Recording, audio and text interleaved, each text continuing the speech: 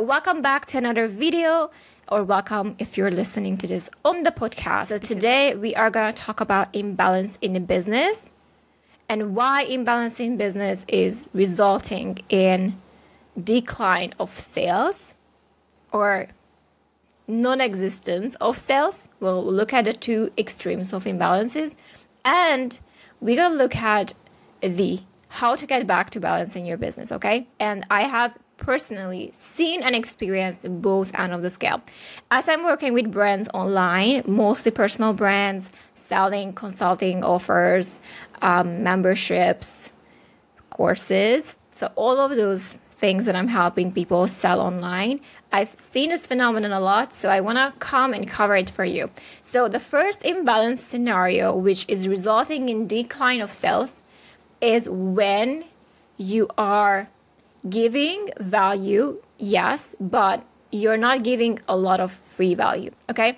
So essentially, when you show up in your business, is very transactional. So you're coming to get something. So you're doing a webinar, you are going to come and sell something. You're doing an event, you're going to come and sell something. You're sending an email, you're trying to sell something. So essentially, you're creating a video on YouTube, you're coming to sell something. So essentially, every single action becomes something of not a goodwill, but essentially something that you want to cash in right away, okay? So what most businesses do in a balanced scenario is you give value and then you give people an opportunity to extend to work with you, okay? So those opportunities, either we put them on your website, you create some courses that are there for people to buy, or that you periodically doing some launches where you invite people to work with you, or some emails here and there when you invite people to work with you. It's not a constant, come work with me, here's what I'm selling. So in this first imbalance scenario, that's what's been happening, which is making you and your approach very transactional, and is such a turnoff for your clientele and your customer to be experiencing your business that way. So it actually creates resistance in your customers, because when I feel like someone needs sales and someone wants to sell me on something, I feel more resistant than if this is something that I want for myself.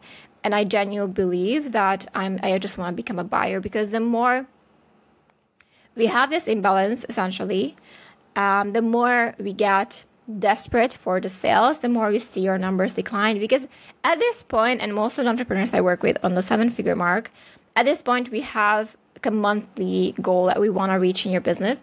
And that becomes a frustrating cycle of seeing decline. The more we see those decline, the more we get anxious about the fact that the numbers are declining, even though we feel like we put efforts, but our efforts are very transactional. Then that's the issue there. So if that's something that you have in your business right now, you manage to identify like, okay, when was the last time that I put out the content without expecting anything in return?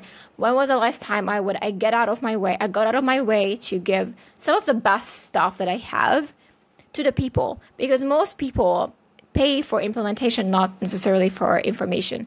And the higher you get, the smarter people you are selling, the more you realize that information is literally everywhere, okay? So it's easy for people to find information if they want to learn something. But what is hard is implementation. Like, how do I use this information specifically to my business and to my content and to my scenario? That's where we charge the money. That's when we can get those high-end sales, when we like, okay, I'm going to help you tailor make the solution for you. I'm going to walk you through, or whichever programs that you have. I imagine there is some tailor-made approach in the containers or the programs that you're selling. So that's where we make the money, not necessarily on the information level. So I'm always like, hey, always be generous with information. Always give it as much as you can out there. Showcase people that you have skills, you know your shit, you know what you're talking about. Like, give them always the best of the best, because implementation is going to be very difficult without you, because it's you need to be there to help them actually get this to work, because information itself is not really doing much for a lot of people. It's how do I get this to work? How do I implement this? Is where we actually can shine. So that's the imbalance scenario 1. The imbalance scenario 2 is story of my life. Like, I'm very much guilty of the imbalance scenario 2, is when we give a ton of value for free. Okay, so I never had an issue on holding back information.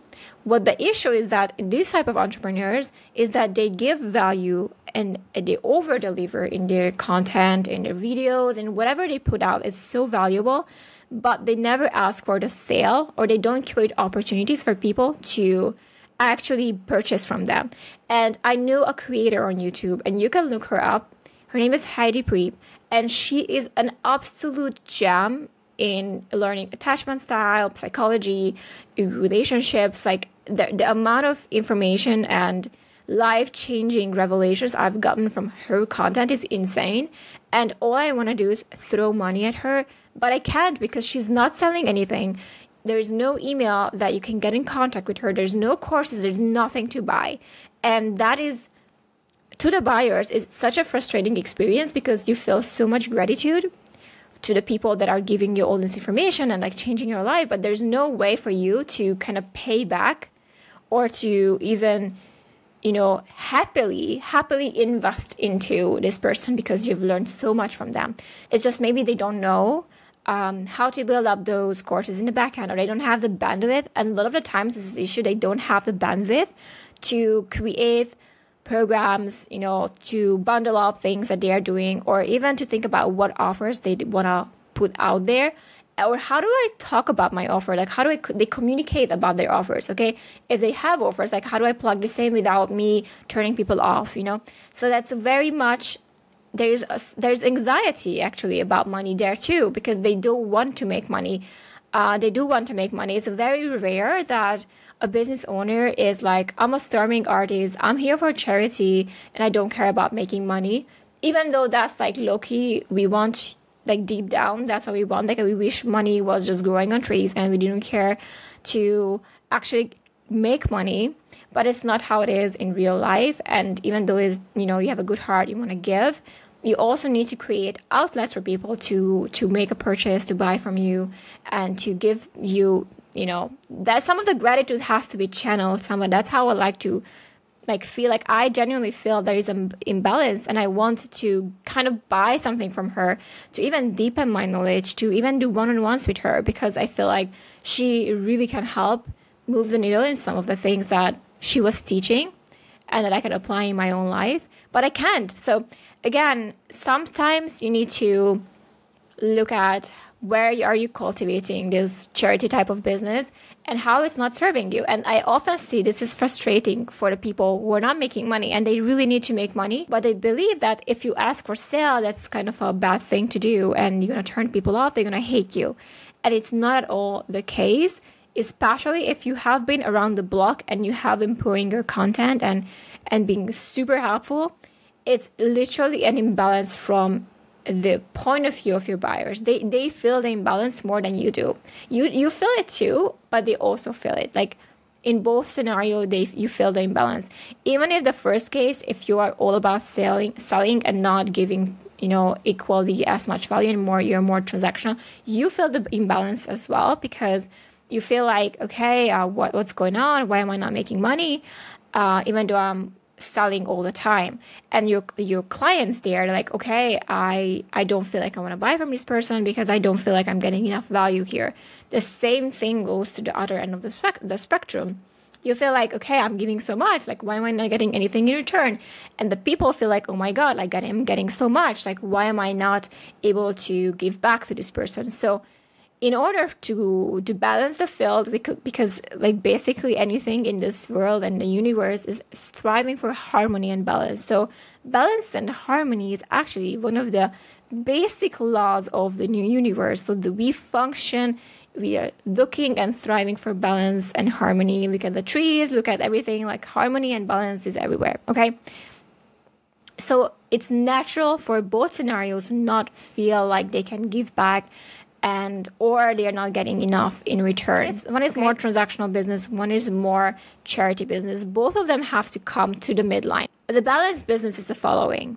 Balanced businesses, they are creating value much more than they make sales or ask for sales, and they have built systems in the back end just in case someone wants to buy right away. You don't rely on inviting people to work with you necessarily because you have back-end stuff that people can consume right away. And what you might be able to do, like finesse, is to highlight very subtly that, okay, I have this going on, link in the description if this is something that you want, if that is genuinely related to the topic that you're covering at the moment when you're covering them. But Anna Bay, for example, is a great example of a balanced business.